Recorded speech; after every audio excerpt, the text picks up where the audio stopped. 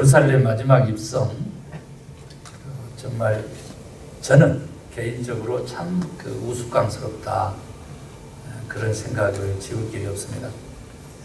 왜 그러냐면 예수님의 나귀 새끼를 타시는 이 장면하고 실질적으로 영어로 트라이엄팔 엔트리라고 하는 승리의 입성이라고 하는 이 말하고는 너무 거리감이 있기 때문입니다. 저는 가슴이 많이 아프고요. 아마도 이것은 이제 주님의 마음 이상의 하나님의 마음이 아닐까, 저는 그렇게 느껴집니다. 하나님도 굉장히 가슴 아프셨을 것으로 그렇게 보여져요.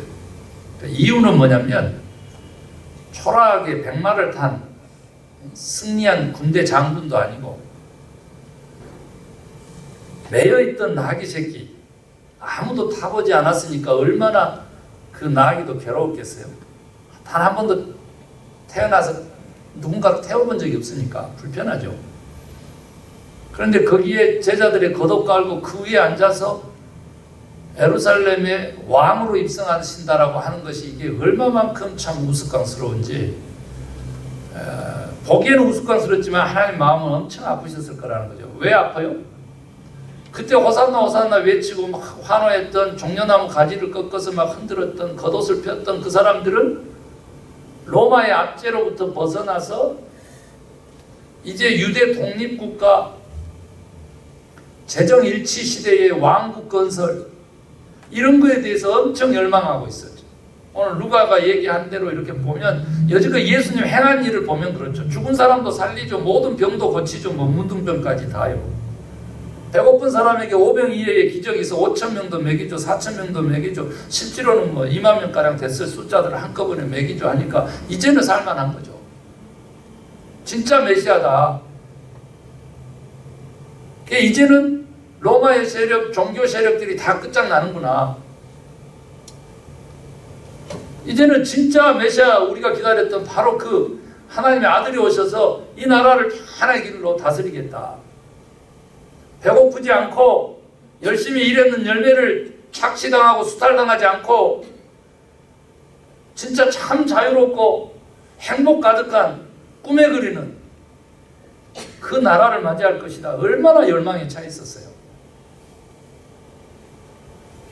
그리고 선지자들의 예언대로 그렇게 했는데 나귀를 비록 타고 오고 나귀 새끼를 타고 왔지만 나중에는 대적자들을 다 물리칠 위대한 정복군주의 꿈을 막 꾼 거죠.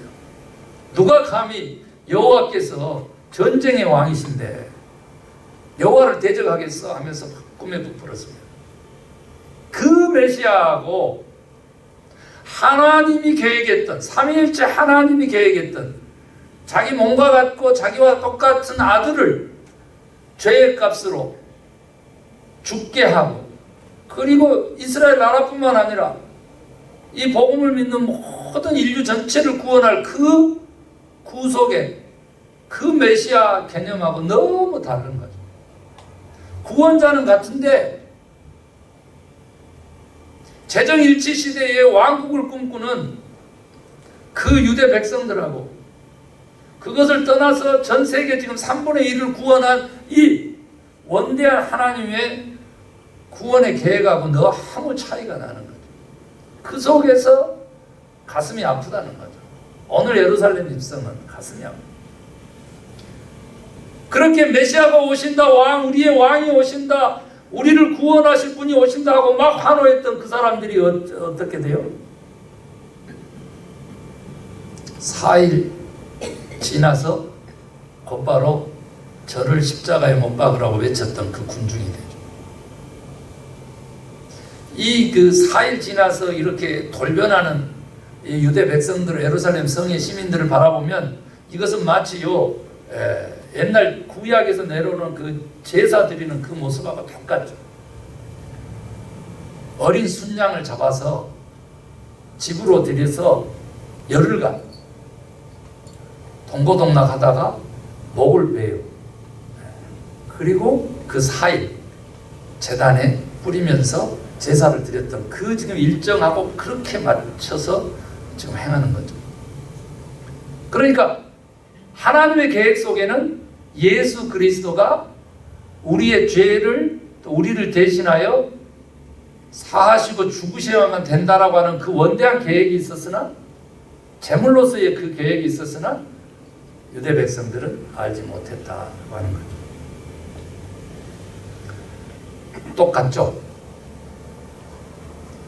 예수 그리스도가 와서 왕이 되셔서 우리를 다스리는 것이 성화고, 그게 구원의 삶이고, 또 하나님의 나라는 하나님의 통치라고 하는 것을 의미하기 때문에 그 예수가 왕이 돼서 우리를 통치하고 다스리는 이 천국의 삶, 하늘나라의 기쁨의 삶, 이것을 우리가 살기로 다짐하지만 예수님 대신에 우리 자신을 왕으로 앉히고, 오늘 장로님 기도처럼 그렇게 마음은 원인데 실제 삶 속에서는 언제나 내 생각에 옳은 대로 행하는 마지막 때의 사람들처럼 우리는 그러고 있는지는 모르죠.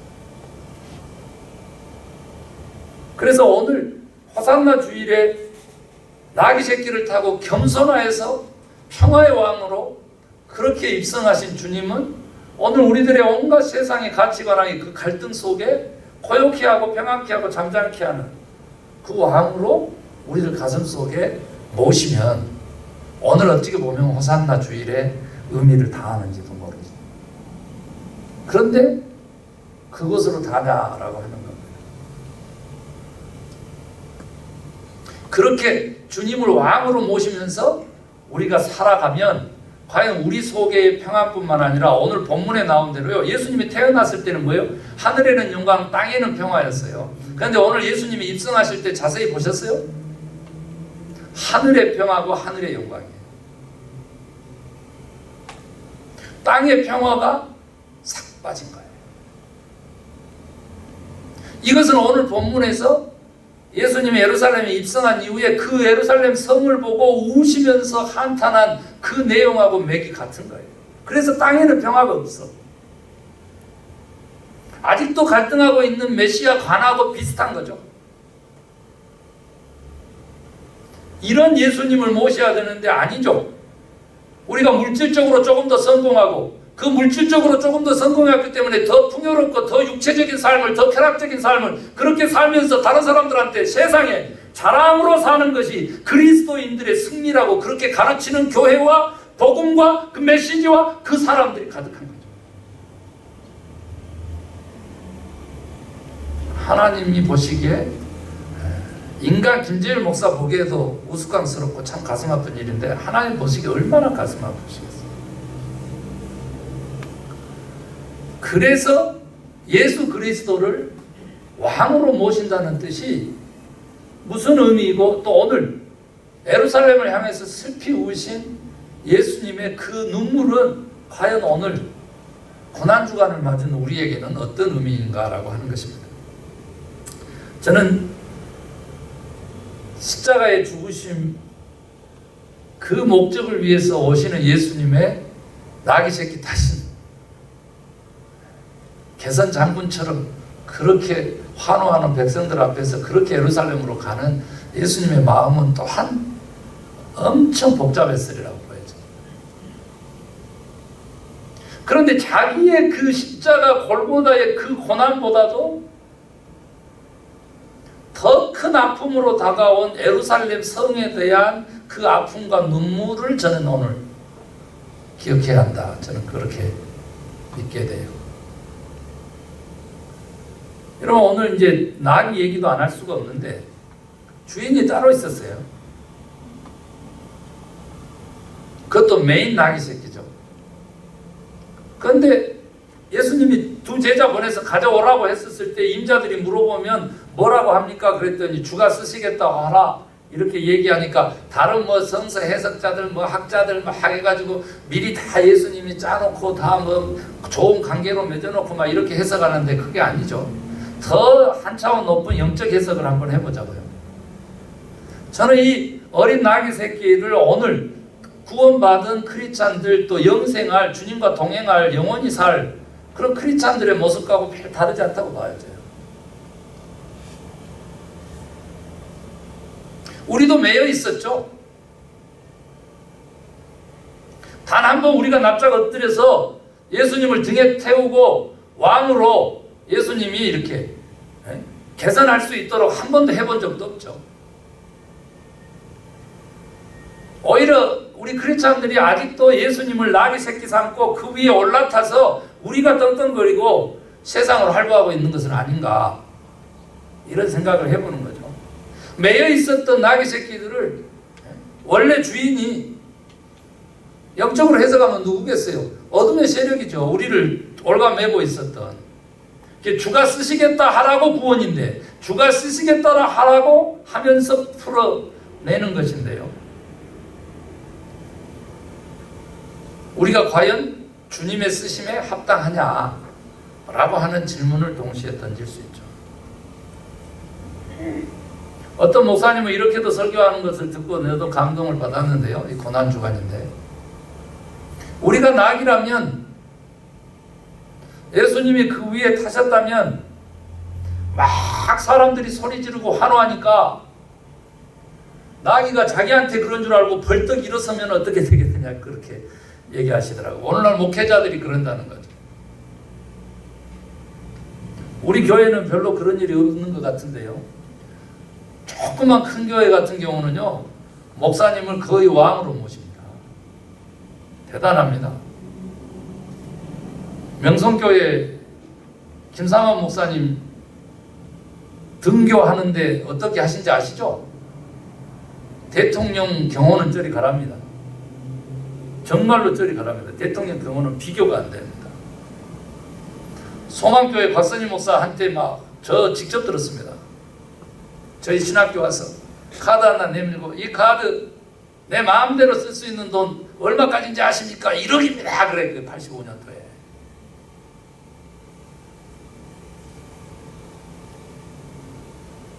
저희 교회 주차장에서 차 안내하시는 주차 보이가 누군지 아십니까? 사성 장군입니다. 그러니까 막 강남에서 말이죠.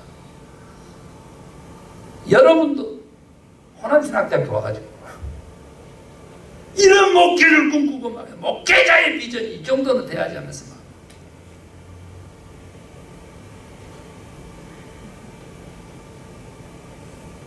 하나님 마음이 너무 아프셨을 것이라고 지금 그렇게 보여집니다. 교단마다 헌법이 있는데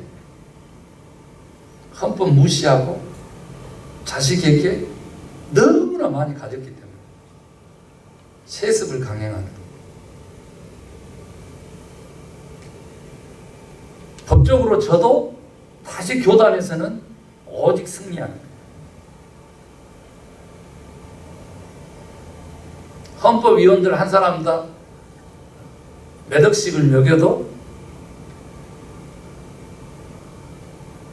저 손매듭이 부르던 그 할머니들의 1불짜리 2불짜리 1,000원짜리 2,000원짜리 그 헌금 하나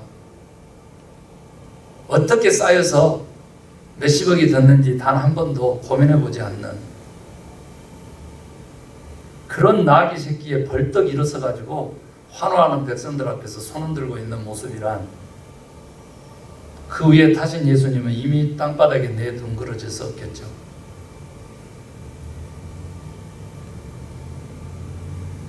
떨어지려고 하는 예수님을 김재일 목사가 뒤에 가서 탁 받치니까 저 웃사처럼 말이죠. 덮개가 떨어지려고 하니까 그것을 땅바닥에 떨어지지 못하라고 받쳤던 웃사를 그 자리에서 즉사시키잖아요. 하나님이. 과연 그런 하나님이시냐는, 자기의 왕권을 위해서 법궤를 이용하는 그 다윗에게 웃사를 죽이시면서 경고하시는 그 하나님이시죠.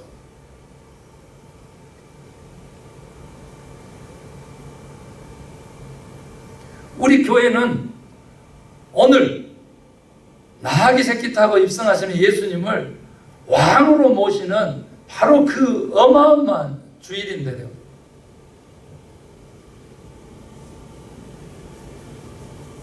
전혀 상관없답니다. 십계명의 제2계명 우상 숭배하지 말아라. 나 외에는 1계명 다른 신을 내게 있게 하지 말아라.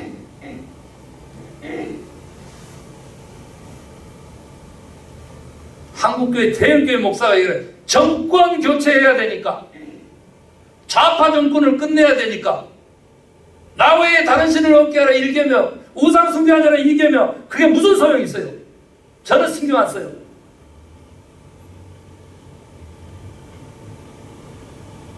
이런 교회를 보면서 하나님의 마음 절망할 걸로 느껴져요. 저는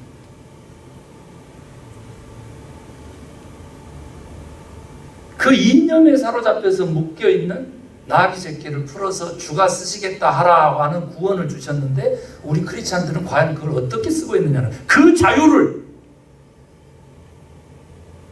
주의 쓰신 대로 합당한 삶의 그 자유를, 그 구원을, 그 모임을 우리는 어떻게 쓰고 있느냐, 그 얘기도 오늘 호산나 주일의 핵심이지. 여러분, 오늘 사실은요, 구약 말라기서가 끝나고 신약 마태복음 이렇게 시작하는데, 그 중간에 400년의 하나님의 침묵 기간이 있죠. 그런데 이 400년은 하나님이 침묵하신 게 아니고 하나님의 말씀을 대언하는 애언자들이 나타나지 않고 침묵했던 그런 기간이죠. 하나님은 일하셨죠.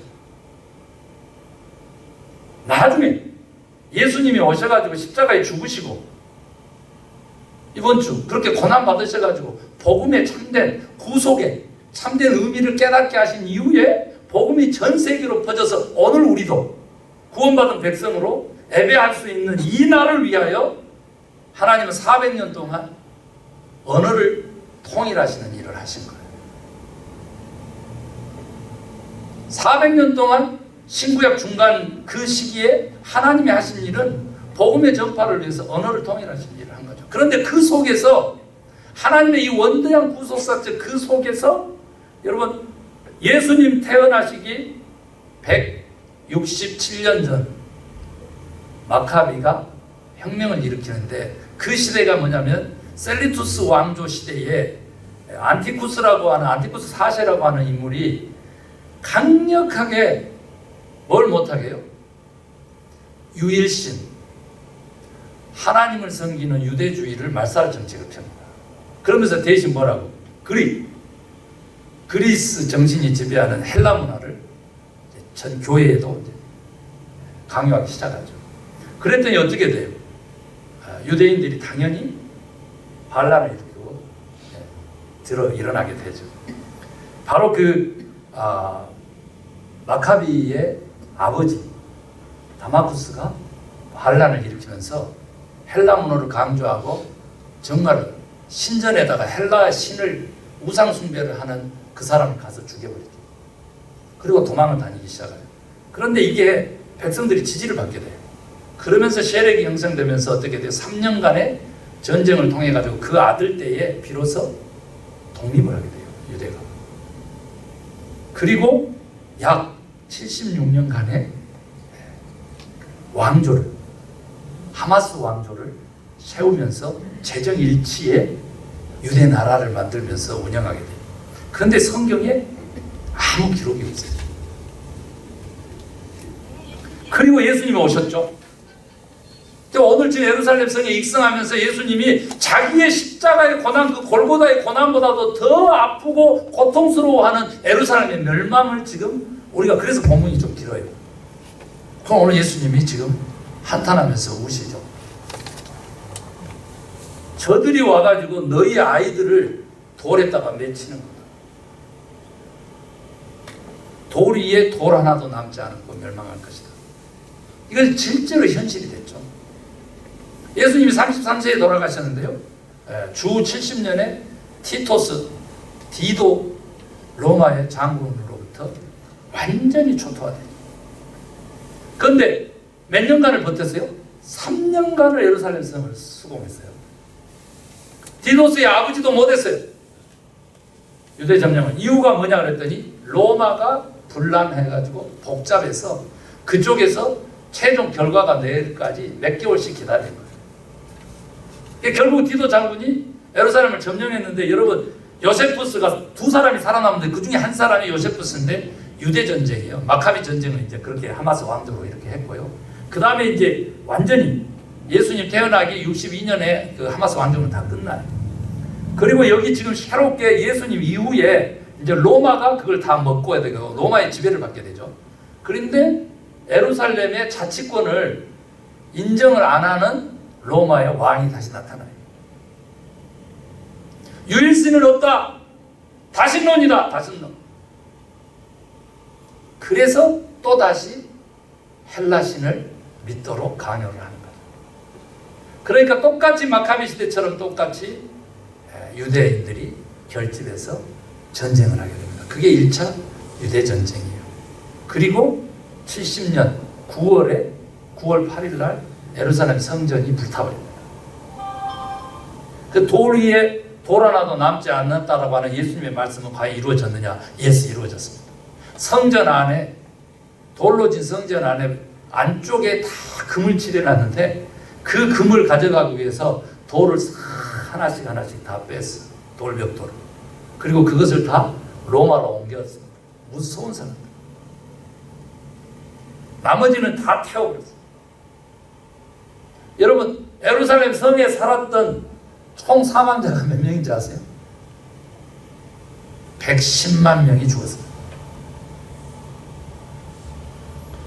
그리고 8만 9천 명 포로로 잡혀갔다 이렇게 되는데 다른 역사학자는 35만 명이 포로로 끌려가서 그렇게 뿔뿔이 다 종으로 팔려나가고 노예로 팔려나가고 그 다음에 검투사들의 또 이렇게 짐승들의 먹이로 다 쓰여졌다 하는데 35만 명으로 기록하고 있습니다.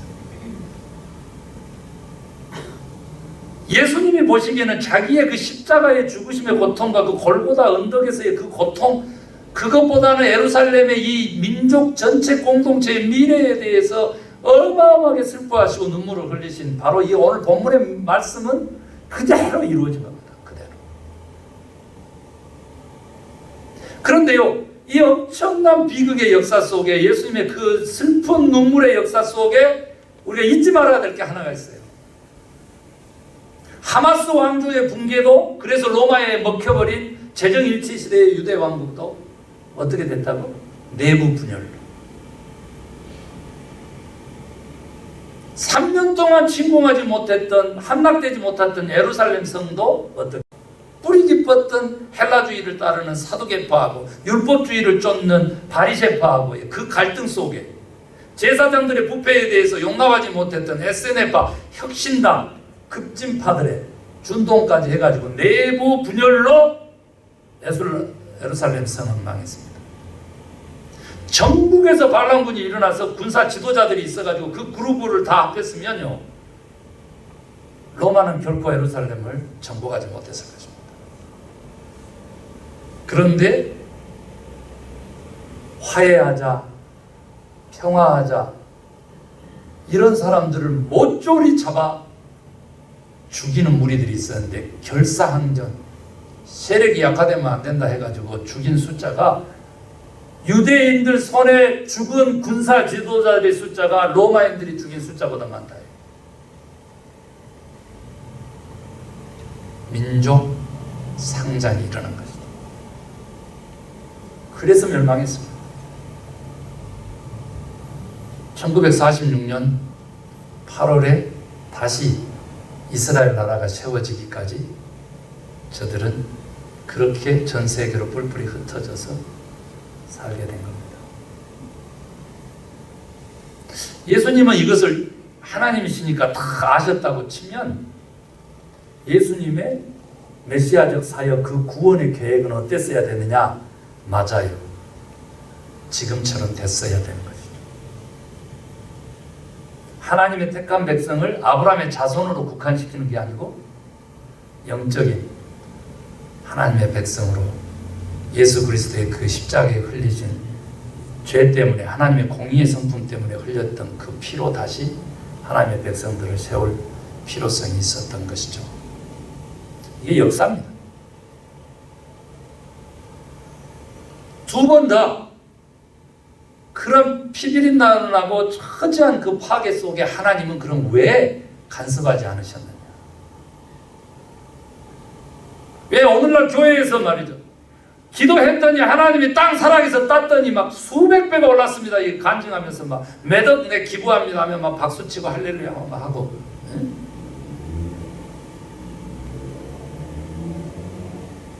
거기에는 하나님이 역사하는데 왜 이렇게 손발이 다 부르트도록 말이죠. 손톱이 다 빠져나가도록 그렇게 일하는데 별 열매가 없는 것 같은 나는 과연 실패자인가라고 하는 질문을 할 수 있는 것이죠. 오늘날 우리 같은 사람들에게는 하나님의 역사하심이 없고 저 앞에 간증하는 물질을 추구하고 그것을 축복으로 여기고 그걸 하나님의 능력으로 포장하는 거기에는 그럼 하나님은 간섭하시는가라고 하는 질문을 할 수 있는 것이죠. 누가 과연 진정한 하나님이시고 왕이냐 라고 하는 질문에 오늘날 크리스찬들 우리는 대답할 말을 준비해야 된다. 마지막 때가 이르기 전에 대답할 말들을 준비하자. 그 대답할 말은 뭐냐? 오늘 하나님이 말씀하시는데 설교 제목이 호산나 호산나 호산나. 지금 우리를 구원하소서. 이것이 오늘날 우리 크리스찬들의 대답할 말입니다. 아멘입니까? 저는 세 가지 지금 절대적으로 이 2022년 종료주일에 우리 그리스도인들이 온 교회가 외쳐야 될 지금 우리를 구원하소서 세 가지 큰 이슈들에 대해서 논의를 하고자 합니다. 첫 번째는 인류의 생명을 가장 많이 앗아가고 있는 지금 코로나 이거 종식이거든요. 그런데 여러분 중국 소식 아시죠? 워낙 폐쇄 국가라 잘 나타나지는 않습니다만 상해가 지금 현재 2주째 봉쇄 중입니다. 1,800만 명이 삽니다. 우리 대한민국의 서울과 경기도 합한 숫자만큼 그런데 그게 봉쇄되고 있어요. 그렇게 봉쇄한 지금 도시가 그 정도 크기의 도시가 26개 1,000만 명이 넘은 도시가 그래서 17억 인구를 자랑하는 그 중국인데 전체 국가가 지금 봉쇄되고 있습니다. 우한 바이러스라고 일컬어졌던 그 코로나 그 시작 때 가장 많은 확진자가 나올 때가 15,000명인데 지금 상해에서만 2만 명씩 하루에 나오고 있고요. 지금 아비규환입니다. 거기는 또 뭐 공산당이라고 막 그래가지고 그냥 문 닫아라 그러면 닫고요. 나오지 마라 그러면 안 나와야 돼서 집에서 막 치료받지 못하는 뭐 투석해야 되는 그럼 뭐 부모님들이 막 죽어나가는 겁니다. 그러니까 지금 이제 생명이 위급하니까 병원에 가야 되는데 병원에 가가지고 그 밖에서 막 죽어나가는 겁니다. 지금 안 들여버려져가지고 안 들여버려졌어요. 이런 일들이 지금 있거든요. 미국도 마찬가지입니다. 하루에 지금 몇백 명씩 죽어나가는데 뉴스가 아니죠. 독감으로도 1년에 2만 명씩, 많게는 4만 명씩 죽는 나라에서 뭐 그게 중요하냐 이렇게 하죠. 그러나 하나님 보시기에 인간의 생명은 천하보다도 귀하죠. 이 말이 무슨 뜻인지 제가 조금 더 설명을 하면 여러분 혹시 우주에 대해서 관심을 좀 가져서 우주 우리 지구는요 76억 명의 인구가 산다지만 하나님이 전 우주를 관장하신다고 보면 우리 지구에 사는 지구 자체가요. 지구 자체가 우주에서는 먼지치게도 않게 해줘요. 먼지치게. 우리가 속해 있는 그 은하계가요. 이게 수조 개가 넘으니까 수백조니까 이 지구가 속해. 그러니까 이게 이 지구가 속해 있는 은하계만 하더라도 3억 별이 존재하니까 3억 개의 별이 존재. 그러니까 상상을 초월하는 그 이 우주의 이 세계에서 보면 지구 그 다음에 다시 그 중에서 다시 우리 진짜 이건 아무것도 아니죠. 그런데 우리 하나님은 인격이신 하나님이기 때문에 당신의 형상대로 사람을 만들고 한 사람의 생명을 천하보다도 이 우주보다도 더 귀하게 여기신 하나님이라는 거죠. 그러니까 우리 그리스도인들은요 다른 어떤 목적을 위해서 생명을 하찮게 여기는 거기하고는 거리가 너무 멀어야 되는 거예요. 그래서 그리스도인들은요 생명성을 중심으로 인권까지 나아가면서 힘 약한 사람들, 적은 숫자들, 그들에 대한 끝없는 오픈 마인드와 그 다음에 끝없는 관심이 필요하다는 것이죠. 이게 교회여야 되고 이게 하나님의 나라여야 되고 이게 기독교인이어야 돼요. 근데 그 정반대로 가기 때문에 주여 이 생명의 존엄성 없는 이 인류를 향해서 호산나를 저는 외치고 있습니다. 두 번째요. 지금 우크라이나 전쟁하죠. 러시아하고 하고 있습니다. 러시아가 지고 우크라이나가 승리할 것이다. 이렇게도 얘기하지만 결국은 우리 대한민국처럼 또 러시아도 손해 안 봐야 되니까 절반 다스리고 절반은 또 EU하고 나눠먹고 이렇게 가지 않을까 전망하는 사람들도 있습니다. 그러나 여러분 아시죠? 전쟁 중이니까 얼마만큼 그 폐해가 심한지. 한 개 도시에 2만 명이 지금 총 맞아가지고 어린아이 할 것 없이 죽어져 있다고 생각을 해봐요.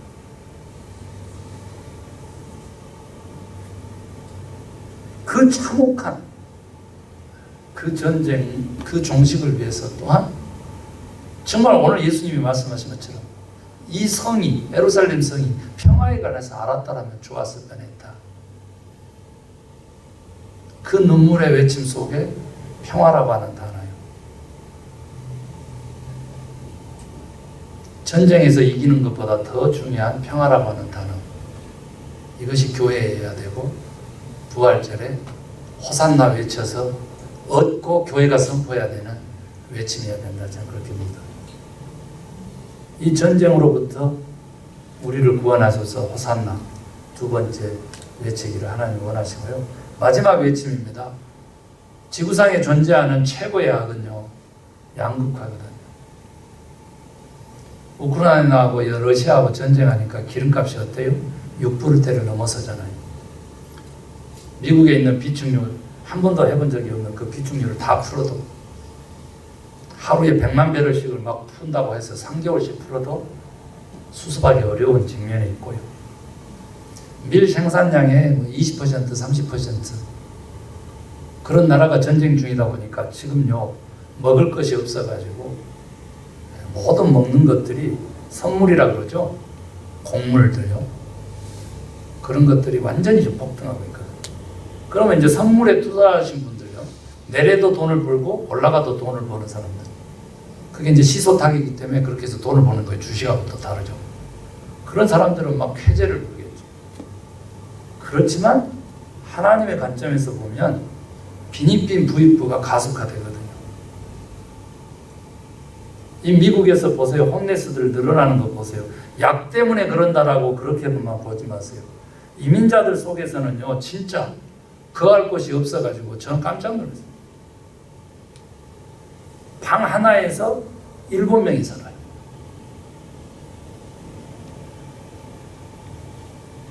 화장실 그리고 부엌 싱글룸에서 11명이 사는 가족도 있어요.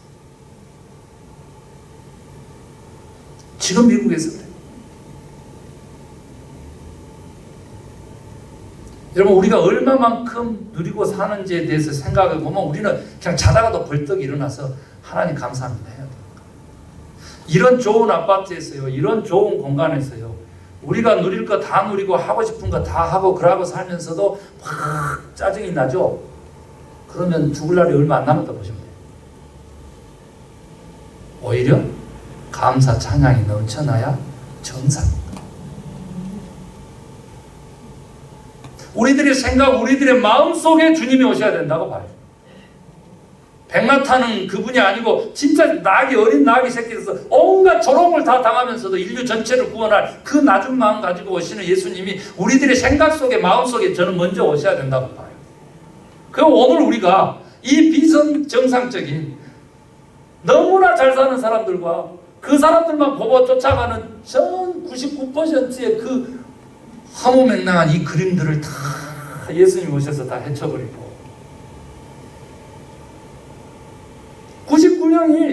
99%가 1%만 바라보고 달려가는 전 세계의 이 허황된 이 우상 숭배를 종식시키고 우리가 서로를 얼싸안으며 보듬으며 함께 가기 위해서 손에 손을 맞잡고 그렇게 천국을 향해서 노래 부르는 그 호산나의 외침이 우리 교회여야 된다. 저는 그렇게 하나님이 원하십니다. 저는 그렇게 믿습니다. 코로나 종식을 위해서 호산나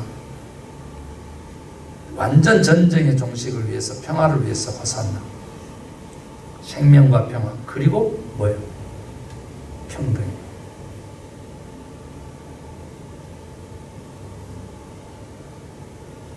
국가가요, 이 정글 같은 시장 경제를 추구하면 안 돼요. 다시 신자유주의가 완전히 종식되고요. 큰 정부들이 나타나가지고 가난하고 헐벗고 소외받고요. 그게 건강으로부터도 먹는 걸로부터도 문화로부터도 그렇게 고통받고 있는 사람들 그 틈에 교회가 서야 되고 거기에 국가를 불러내려야 돼요.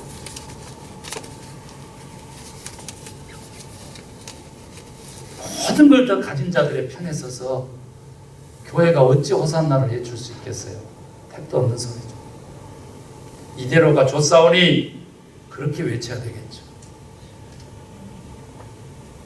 여러분요, 가진 사람이 내놓나요? 안 내놓죠. 그래서 가지게 됐는데 그 사람들이 자발적으로 내놓으리라고 생각하는 이 착각으로부터 우리는 벗어나야 돼요. 가난한 사람들의 삶에 대해서 한 번이라도 이렇게 들여다봤냐 이거죠. 그분들이 어떻게 하루하루를 연명하면서 사는지 한번 들여다봤어요? 그럴 수밖에 없어요. 그 사람들은 아니죠. 하나님 보시기에는요, 여기 양복 입고 선 저나 저 거리에서 누워있는 그 생명이나 동격이 동격. 그 하나님의 마음을 잃어버린 교회가 어찌 하나님의 고난을 알며 부활에 공평이라고 하는 것, 평등이라고 하는 것, 공존이라고 하는 것, 공이라고 하는 것, 그래서 비롯되는 평화요, 그로부터 비롯되는 생명의 유지라고 하는 것을 어떻게 깨달을 수 있겠어요? 이것이 구원이라고 하는 사실을 과연 어떻게 알 수 있을까요? 악에 대응해서, 양극화에 대응해서 생명으로까지 이어갈 수 있는 이 길을 저들이 어떻게 알겠어요? 여러분, 성전은 허물고 불태우고 교회를 세웠던 하나님 앞에서 다시 한번 우리 마음속에 교회가 호산나의 외침으로 굳건하게 설 수 있게 되기를 주의 이름으로 축원합니다. 기도하십시다.